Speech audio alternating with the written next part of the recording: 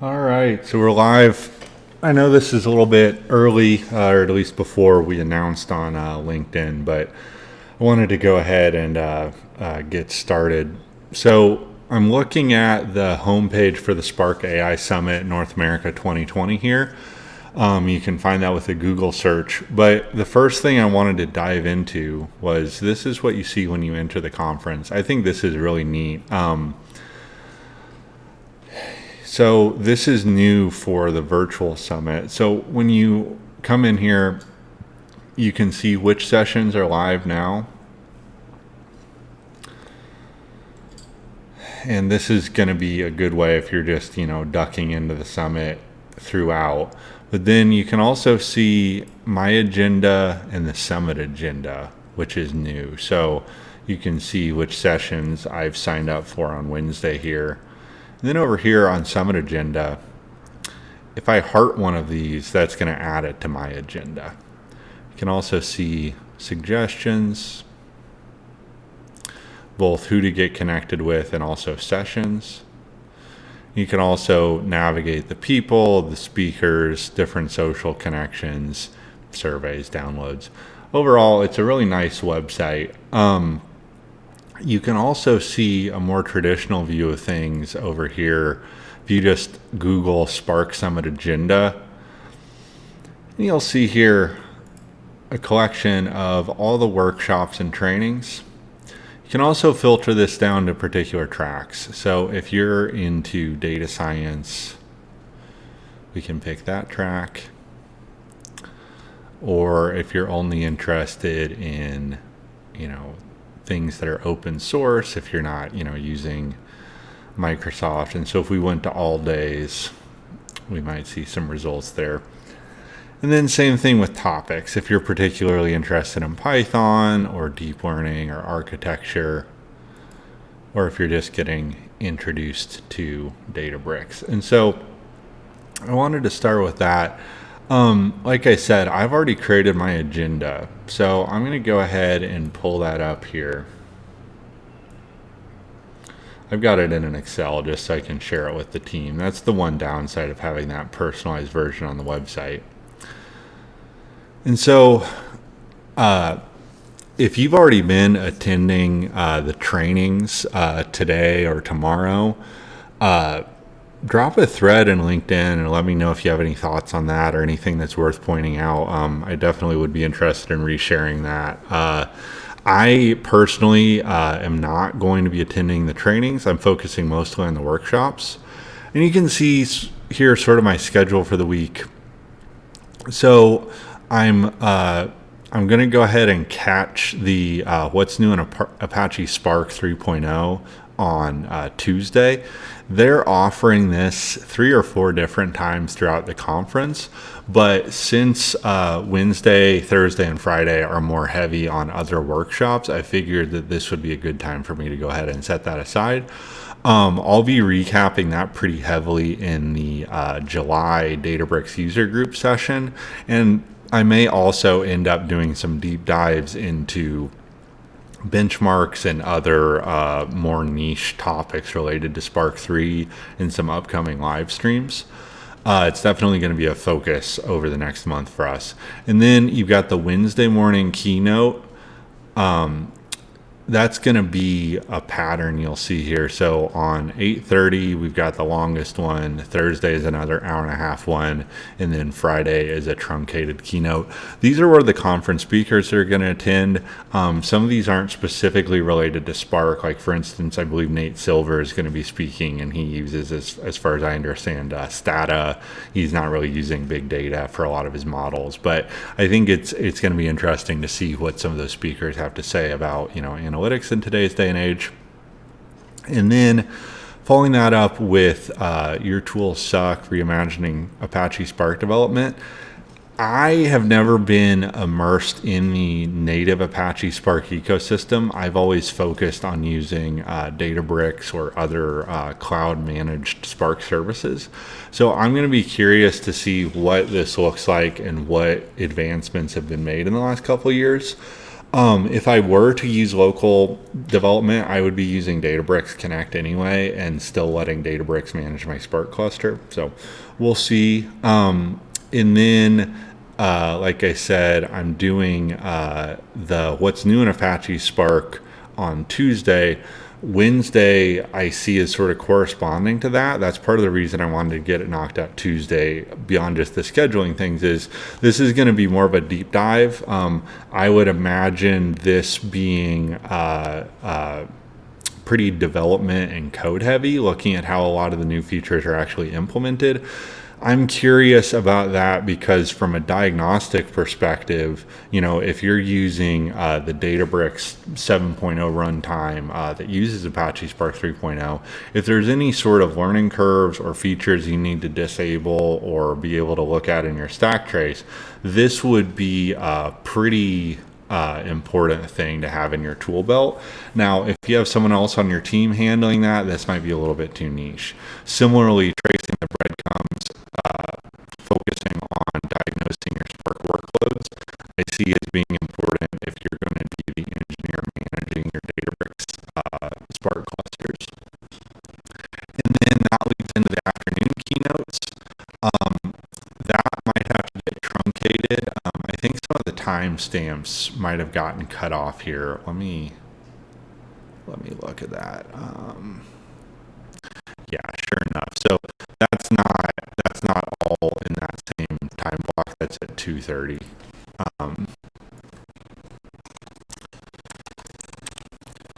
So this is about contributing to the Apache Spark repository.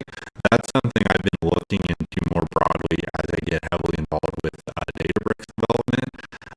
You don't necessarily want to be in a situation where you're waiting on external development resources to not just identify problems that you're having, but also develop the solutions. And so being able to be your own advocate for your company and your customers within Apache Spark as an open source tool, I think is going to be really powerful. So I'm highly curious about that. And then the Pandas UDFs in this next session, I like developing in Pandas. I believe I've talked about koalas a few times on LinkedIn. I just happened to immerse myself in PySpark and Scala for Spark before koalas was really production ready and announced. And so I haven't been using Pandas a whole lot. I'm curious to see how they've made UDFs more performant. It is going from one API into another API and then into the Catalyst engine. So surely there's some cool engineering going on there. But I'm mostly interested in how they've integrated type hints for Python into Apache Spark 3. That's something I've used a lot in my own development. Again, one of the things I like about Python is it's sort of self-documenting in a lot of ways. I know that's an excuse that developers use to avoid writing comments, right? But I really feel that way, and adding type hints just furthers that. And I'm glad to see that it's being included more in Python 3.8, and even better if that extends into Spark 3. So I'll have an eager eye on that. The Thursday morning keynote. That I think we've got another gap here. I think this continuous delivery is a 10:30 session, an 11. So let me add that just for clarity. So this continuous delivery of ML-enabled pipelines using MLflow, that's something that we've been using quite a bit already in production.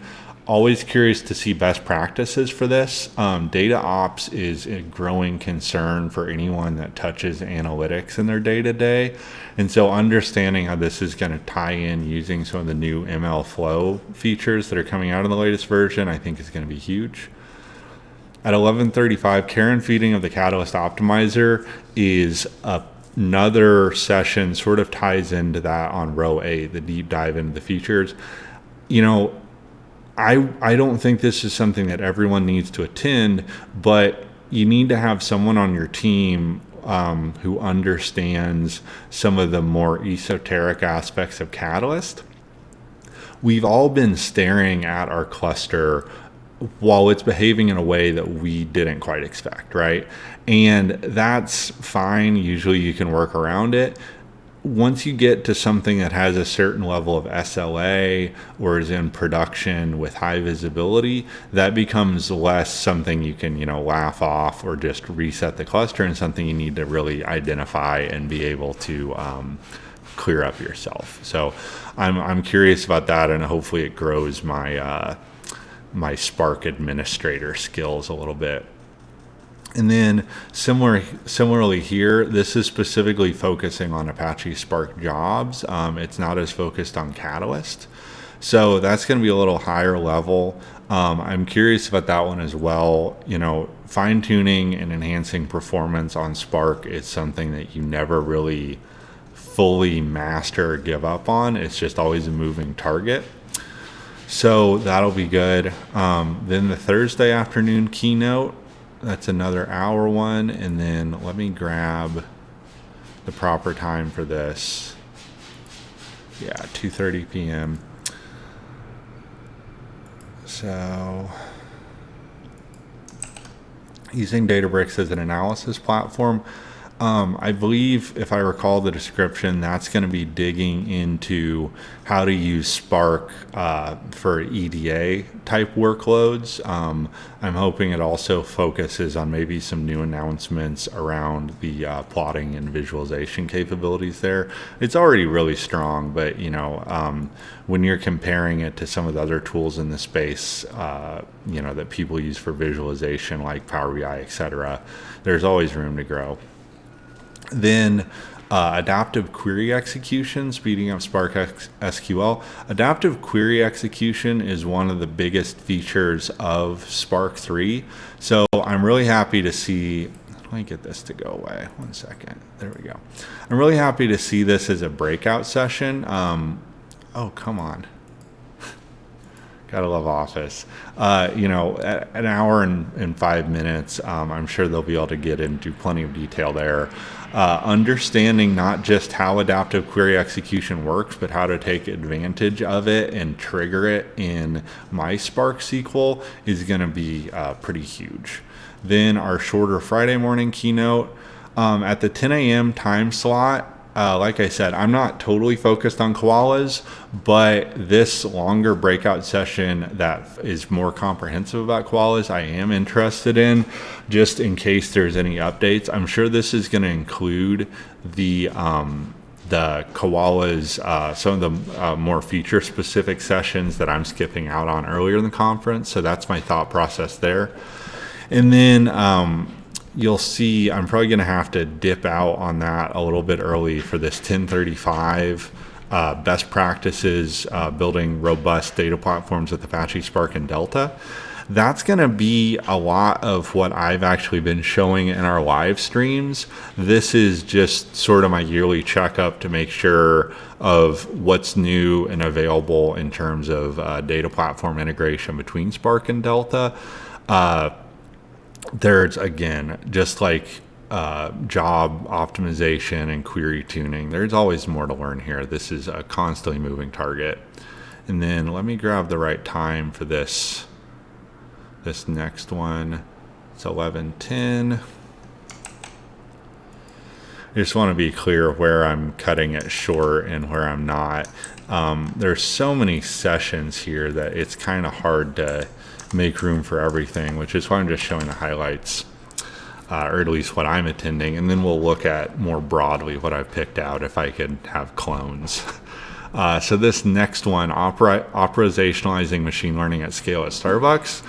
I'm trying to catch as many case studies as I can. I think that this one's going to be a particularly good one. It's at a fairly high level, and I believe they're using structured streaming, MLflow, and Delta Lake. So it's a good comprehensive data estate discussion. And then this real-time forecasting at scale using Delta Lake and Delta caching. Delta caching is a feature that is kind of like black magic. Just in the sense that I have read a lot about how to use it. I feel like I understand how to use it very well. But when you see it implemented in certain projects, it really is kind of an art. And so I'm curious to see what their guidance is for best practices when we look at Delta version 0.7 and some of the newer features of Databricks. So that's sort of my agenda. I'm going to be trying to go live each afternoon, probably after the Thursday afternoon keynote, assuming there's time. There's that little 30-minute window in there. So I'll be going live once each afternoon on Wednesday, Thursday, and Friday, and then having wrap-up sessions at the end of the day, probably around 5 Central. And then on Friday, I'm going to have a broader wrap-up session that includes some other people from the Vorum Reply Data Group, hopefully. So look out for those. And then more comprehensively, this is a list of sessions that I pulled out that I think are going to be interesting and relevant. I'll try and share this on our microsite or on the wiki. You can also just reach out to me in chat. But you can see in a lot of the time slots, there's, between 3 and 6 or 7 even sometimes sessions that are all pretty worthwhile. So really, depending on whether you're focusing on data engineering, solutions architecture, data science, there's something here for everyone. There's also a lot of breakout sessions for managers and salespeople. I would encourage you to not trust my opinion there and go through this filter up here like we talked about, these different tracks. And that'll, like you can see these industry use cases, and that'll point you in the right direction there. Some of the ones that I really would like to attend that I'm not going to be able to are this AutoML deep dive. I think that's really exciting. Productionalizing your microservices, and then the data microservices using Apache Arrow. Productionalizing through CI/CD design with MLflow. I'm catching one, like I said, that's similar to that, but it's all pretty good. And then the anomaly detection on the edge, that's an IoT use case. Just from reading about that session, it looks like they're going to cover some pretty interesting stuff for using embedded models on Spark for edge computing. That should be pretty cool. And then down here, this client suspecting at scale using PySpark, it actually reminded me of a use case that I did for a client a while back, but this is at enterprise scale. And so they're taking something which I developed using Pandas, and they're doing it using Spark clusters, which is really neat. And then probabilistic data structures for humans is a good breakdown of probabilistic data structures and what they mean for business applications. That's a pretty high level, typically ML or statistician focused topic. So I'm always happy to see that democratized. Managing ADLS Gen 2 using Apache Spark, that's something that we've been covering on our live streams. Again, I'd always like to catch more best practices about it. Parallelization of structured streaming jobs using Delta Lake, same thing there. This is actually something I'm looking to cover in an upcoming stream. If you've been paying attention, we've done most of our architecture at this point using regular queries like batch between our raw tables and our query zone tables. And one of the neat features about Delta is that it can do structured streaming between Delta tables. And so we are probably going to upgrade that at some point and have a full end-to-end streaming pipeline, even though our data is obviously coming in through a batch API. So this is looking at that same thing, but imagine, apologize, my horizontal scroll wheel sometimes has a mind of its own. Imagine if you had multiple Delta tables with multiple dependencies, but some of them are mutually exclusive. Well, you could use your parallel architecture on your Spark clusters to have multiple streams running at the same time. So if this batch isn't dependent on this other batch, they could be running in parallel. And figuring out how to structure your data pipelines to take the most advantage of parallelization is going to be a huge feature moving forward of the engineer's workload, just because of how performant parallelization is. CPUs aren't getting any faster, but we're getting more threading and we're getting more CPUs. So really that's where the focus is going to have to be for optimization. Improving broadcast joins is another big feature of 3.0, so I would have liked to be there. Performance tuning Spark applications in large clusters. I believe this is a session that LinkedIn is actually giving, so I'd be interested to see. I know that they have some really huge clusters, and this is again on traditional Spark, not Databricks, so kind of seeing that contrast. And then Delta from a data engineer's perspective, I think would be really valuable. The Apache Spark file format ecosystem, that's talking about Apache Arrow, Apache Parquet, and some of the other columnar and highly efficient distributed file systems that are now all a part of the Spark ecosystem, sort of comparing and contrasting which should we use, which should we be using, that kind of thing. And then I'm attending Apache or adaptive query execution. Apache Spark versus Apache Spark. That one I definitely am going to be watching the recording of. So this is comparing the Databricks implementation of Spark to the open source Spark. What an advertisement for Databricks. Each year they only spread the gap there. That's part of the reason I've never felt the need to manage my own Spark instance. I can collaborate on the best Spark managed instance out there, right? Geospatial options in Apache Spark focuses on geospatial data and how that's being efficiently stored on your clusters to do performant ML on that specific type of data, similar to what they've done with genomic data, just being applied to more and more specific data formats for ML. And then accelerating Apache Spark Shuffle for data analytics on the cloud with remote persistent memory pools. Sort of niche. I think it's going to be really cool.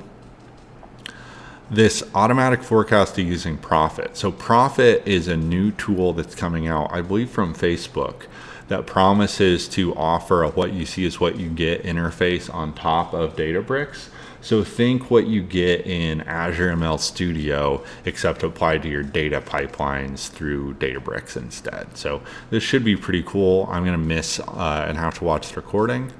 Bucketing 2.0 is another big Spark 3.0 feature, just talking about how they're removing shuffle joins in a lot of cases and using enhanced bucketing to help facilitate that. And then this deploy and serve model from Azure Databricks onto Azure ML is a pretty huge use case I've been running into. A lot of this is still in development and a lot of the pieces are still moving. So it's hard to find documentation for how to do this end to end. There's a lot of guesswork and a lot of it changes between versions. So getting the best practices from the respective Azure teams is going to be huge here. Definitely going to watch that recording. And then patterns and operational insights from the first users of Delta Lake. So Delta Lake is about to hit its 1-year anniversary of being in production during the conference. So sort of seeing this retrospective of how it's gone is going to be really interesting. User-defined aggregations are becoming bigger and bigger. And then model explanation and prediction exploration using Spark ML. That looks neat. ML Flow gets a lot of love, but Spark ML is still a really robust ML API, and it's getting closer and closer to the point where I wouldn't even necessarily want to use scikit-learn or some of the other Python-based toolkits, even if I wasn't doing something at scale. I just like the tooling and the APIs so much for Spark at this point that I would probably tend to just install that and run it in local mode. And then understanding and improving code generation should be pretty neat. It's talking about, this is a developer focused session from the Spark team about how they've improved their code generation over the different versions of Spark. Obviously, a lot of what we do is reliant on code generation. So kind of seeing a peek behind the curtain there, I think would be pretty cool. And then, lessons from the Databricks team about building their large-scale multi-cloud software as a service architecture at Databricks, I think is going to be really neat. Definitely going to have to watch that recording. And then simplifying disaster recovery with Delta Lake. We've talked about that a little bit on some of the streams, and in the Delta Lake user group session, you could see how a lot of the Delta features would facilitate that type of disaster recovery exercise. So, again, I really wish I could just clone myself and attend all of this. I really think that this is going to be a huge conference. I'll be on all week talking about what's happening, what I've been seeing and hearing about. Hopefully each day we're able to get a better picture of what the rest of our next year is going to look like, doing development on Databricks and focusing on Spark. So couldn't be more excited. Again, this is kind of what my schedule's looking like, and look for me to be on Mixer throughout the week, during these breaks after the afternoon keynotes, and then each evening recapping, with the big recap happening on Friday. So that's all I've got for today. Thanks for tuning in, or if you're watching this later, feel free to reach out if you've got anything to say about the conference, and I'll catch you guys there. Thanks.